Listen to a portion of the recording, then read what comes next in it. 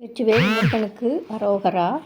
பூக்களில் சிறந்தது தாமரை, தண்ணீரில் சிறந்தது கங்கை நீர், மணிகளில் சிறந்தது உருத்திராக்கம், பெண்களில் சிறந்தவர் உமாதேவியார், குமாரர்களில் சிறந்தவர் நம் குமாரசாமி என்னும் முருகப்பெருமான், மலைகளில் சிறந்தது இமயமலை. இதுபோல சமயங்களில் சிறந்தது சைவ சமயம்.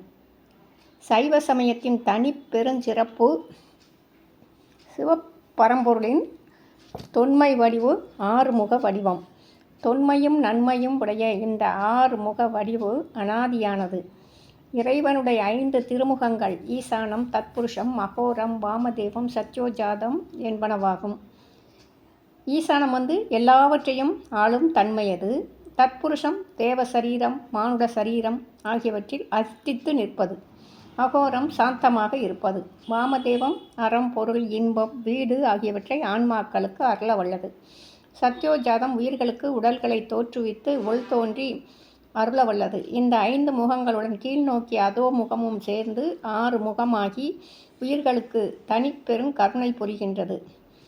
சிவ மந்திரங்கள் நமசிவாய சிவாய நம. நமசிவாயன இல்லற சுகத்தை அருளக்கூடியது. சிவாய நம பரசுகத்தை அருளக்கூடியது.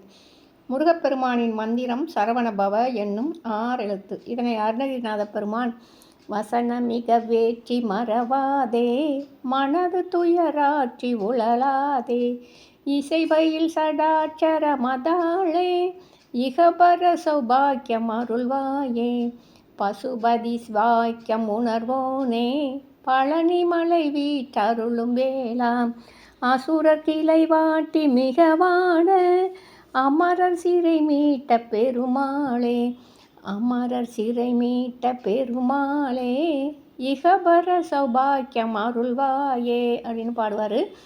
முருகப்பெருமானின் இந்த சடாட்சர மந்திரம் இக சுகத்தையும் பரசுகத்தையும் அருள வல்லது.